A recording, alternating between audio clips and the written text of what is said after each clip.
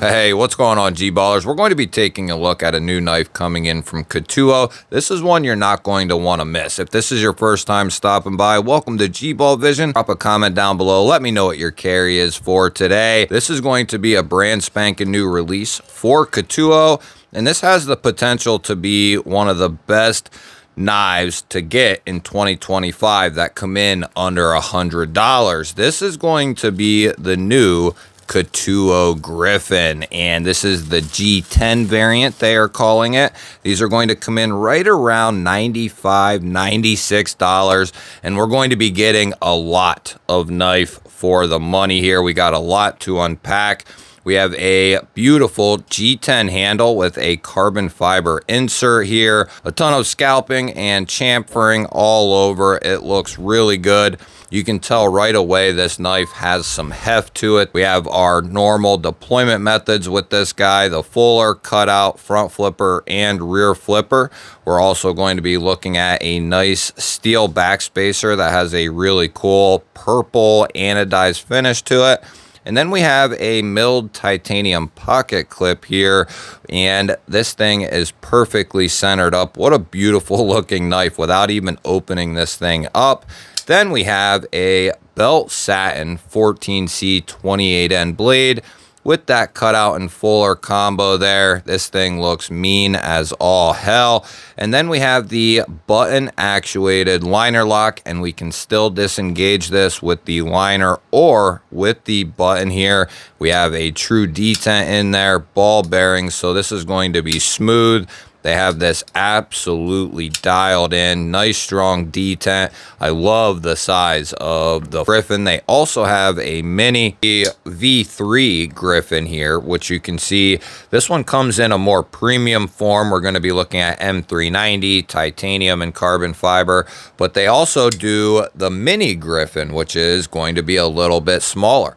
They also have the mini Griffin in a budget format, so they're going to have a lot of options, and from what I can gather, they're going to have a lot more knives that range between 50 and 100, 100 and 150. Like, they're going to start putting out more models in those price ranges, so we're going to see some really cool stuff with a affordable price tag. To be able to score something like this from Ketuo and Reich under $100 is really cool. They put extra touches on pretty much everything they do.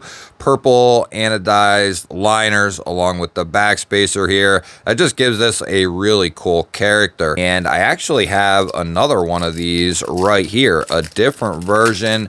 And I'm not sure about the finish on the blade. I know they do have some two-tone finishes, some black wash finishes.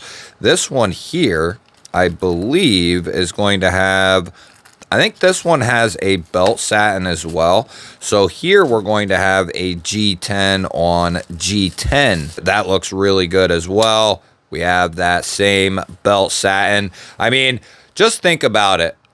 A year ago, a year and a half ago, Civivi put out a knife that was like $100, $110, and it came in K110. It was a button plunge lock. Like, it wasn't anything fancy, right? And people raved about that knife. In my opinion, this knife just blows that out of the water, you know, and 100 miles inland. This thing just far and away out exceeds everything that you know, Civivi could ever be. That's just my opinion, of course. You're going to have good access to that liner. Jimping, detent is on point on this one as well. The jimping on the front flipper is excellent. The height of the front flipper, excellent design, and the way this kind of goes inward and then comes back up, that is an excellent execution on that front flipper. That is it, you know, that is one of the best ways to do a front flipper that there is. The rear flipper is done well with some nice jimping here. Going to be a light switch, not a push button, but it works as intended. It feels good. Nothing feels neglected, and that is really hard to do when we're talking about 2, 3, 4 different deployments, that begins to become very hard when you add in a second, let alone, you know, a third deployment. That just really makes things tough, and they absolutely knocked this out of the park. I think once this knife gets out in front of more and more people, it is going to be way more appetizing than, you know, for me, for a long time, I really hovered around the $100 price point, you know, 75 to $100. Did I jump up sometimes and get other stuff? Yeah. But for a long time, I hung around 100, whether it was a little bit more or a little bit less. And this is going to be really appealing to a lot of people out there. I mean, you can get the experience with a really cool lock that you wouldn't otherwise get the chance to have a beautiful hand satin there, which is not something commonly seen on blades under this price point. You're going to be getting that added touch of a titanium milled clip, and you get the beautiful anodizing that's been done on the liners and backspacer. You also have that lanyard hole there, and we have a filler tab, which means this is going to have the option to carry this left-handed. Now, if you're not familiar with the Griffin and Mini Griffin, the full-size Griffin is excellent as far as the size goes. We're going to be looking at right at 8.5 inches for our total length there, 3 1/8 of total edge, and we'll call it 3 9/16 of total blade. There's the family I have as of right now when it comes to the Griffins, and that'll give you an idea if you have one of those two. Obviously, if you have a Griffin, it'll be the same size. The Mini is really cool, and that's what I experienced first out of these two. And I was like, man, if this was a little bit bigger and you had access to that liner, it would be a killer model. And then a few months later, they put out the Griffin V3 and just absolutely nailed it with the things that I was looking for. Ketuo is doing big things. If you've seen the Concept Dreadnought, you'll know that's a beefy, big knife. And up against the Griffin, it's got a little more heft to it, but it isn't near as long. Now we have the Bravta down here, which is another recent Ketuo release that I have not been able to put down. This knife is massive in all ways. It's beautiful. It's going to be a little bit bigger than the Griffin is. Two more. There's the Model 6 from Tenable up top and the Kaiser Milital on the bottom. And the Model 6 is a good size. Like it's like a large mid-size knife, I would say. And look how much bigger the Griffin is than that. And here's the Milital, which is no small knife, just under 8 inches. The Griffin is going to overshadow that. We'll grab our 50 ways baked in Hank here, and we'll give this pocket clip a look-see, but it is going to be the same clip that they used on the premium Griffin, so I really like that carryover. I believe they're going to be doing titanium backspacers in the upcoming runs, so they're going to be doing, you know, updates to the Griffin as time goes on. This is going to look beautiful in the pocket, work very well. You'll have a little bit poking out there. This is what I prefer. You have a nice place to grab a hold of it. It looks clean in the pocket, good retention. It's going to be left-hand friendly in regards to the carry. This is an excellent clip, and we'll get the arch nemesis off the shelf here, and we'll give these a weight check. I like to guess the weight of the new knives coming into the channel. I invite you to play along. Put your guess down in the comments. Even if you already have another comment down there, feel free to guess your heart away. I love to see it. I'm going to give it a go here. These have some heft to them, some weight to them, full steel liners, but there is milling in there for weight relief, but it's just a bigger knife. And, you know, they weren't trying to make this lightweight, which, you know, I appreciate. Not that they were going out of their way to make it heavy. We are perfectly centered up there. That one was as well. I'm going to give it a go here. I want to say this is over 5. but I've been way off all day long. Let's see here. Boy, I don't know. I'm going to say like 5, 6. Oh, ooh. Yeah, it's got some heft to it. That's a beautiful thing. The full-size titanium one, 5.2. This has just as much heft to it as the titanium ones. You're not losing any of that feeling, at least in regards to the titanium, you know, brings a lightweight, sturdy feel to a knife.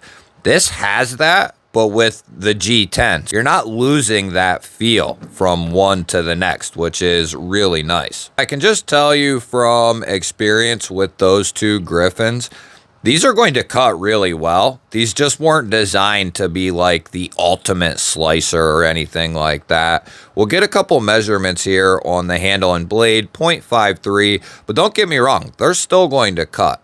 5.3 on the handle thickness and 13.6 millimeters. We'll go over to the blade stock, try to get to the thickest part there. 3.3 millimeters and 133 thousandths. A nice healthy blade stock. We'll get a random spot here for a behind the edge check. And that's going to come in there. It's saying 25 thousandths. We're a little high. I bet it's probably average at like 23 thousandths. That would be, you know, a good guess. We're just trying to get an idea here. 0.68 millimeters. Let's see how these cut out of the box. Come to think of it, the Bravta and the Dirty Bird, along with the Triad, are 3 of the sharpest knives back to back to back. Ketuo, I mean, just really sticks out to me as being laser sharp. I'm hoping, you know, and these weren't no slouches, but just something to be said about Ketuo's edges lately. Like, they're not sleeping on the job here. Excellent job. These edges, look at that. And like a sharp knife can struggle with this paper. And this thing is just fining that up. Beautiful edge on that one here. Oh yeah, look at that. That's me.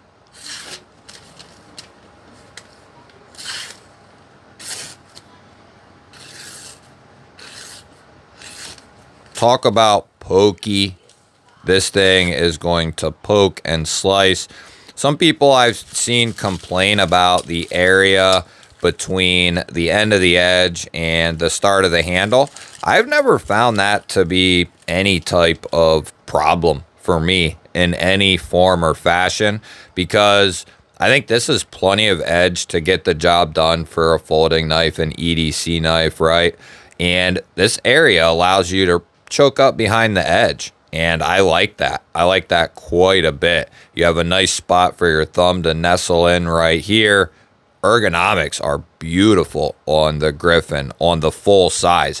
You have several different ways that you can grip this and be very comfortable in doing so. And that's that can be hard for some knives. Now the Griffin, my hand is, you know, a little bit larger, but it's got similar ergonomics. You know, I would pretty much live up in this area when using the mini Griffin, but still works, and you know, would make an awesome, for me personally, does make an awesome backup secondary type knife. Really like the Griffin series. It's an excellent design and very well executed by Ketuo. Grab our off-grid Torx driver here. We'll see what we're looking at in regards to hardware. T8 on the pivot there. And we're going to be T6 on the pocket clip screws. We're going to be T6 on the body. And then T8 on this button screw down here. So T6, T8, have good bits, have a good driver, you'll be fine. I would like to see T8s all the way around though, just to make things easy for everyone. Just T8s all the way around. But, you know, have good bits, have a good driver, you'll be fine. If not, Ketuo and Reich will take care of you. They have awesome customer service, no doubt about it. We're going to check these here and see what they're made of. Lockup looks good. That coated liner, man, I love that. And since I have 2 of these, I'm going to have to give one of these away to a member of the channel. So that'll be something cool to look forward to. Lockup looks about the same on both. It's very early. Both of those passed with flying colors. We're going to give this thing a couple of shots here. It feels good. No side to side. Couple of light taps to get us going. Just to see. Make sure. Couple of triple taps. Okay, it sounds good. It sounds good. I was a little... My heart started beating there a little hard. A little hard. Okay, it feels good. It sounds good. Let's move over to this guy, and we'll see. Couple of lighter taps out towards the tip. Good.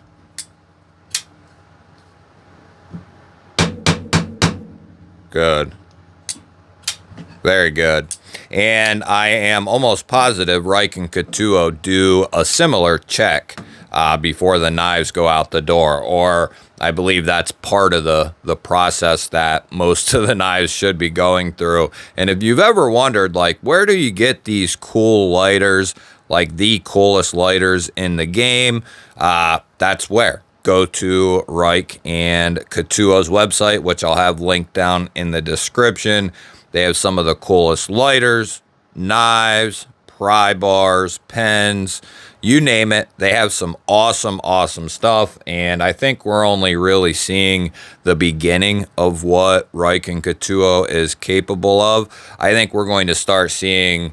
I think we're going to eventually see them doing like flashlights and all kinds of crazy stuff. I think, you know, I could be totally wrong, but I hope that they do, because they have become one of my favorite companies in the EDC world, period. Not just knife company, but just EDC company, period. They do a phenomenal job, and they just get better and better. You know, some knives might have some quirks here and there, like needs better access to the lock bar or something like that. Great job from Ketuo and Reich over there. You'll have to let me know, what do you think of the new Ketuo Griffin G10 variant here? I look forward to hearing from you. Don't forget to hit that thumbs up button. And if you want to continue to see dope knife and EDC content, make sure you're subscribed. I'll pop up a couple of new videos. Go check one of them out. Have yourself an awesome day. Thank you all again for watching. I'll catch you on the next one.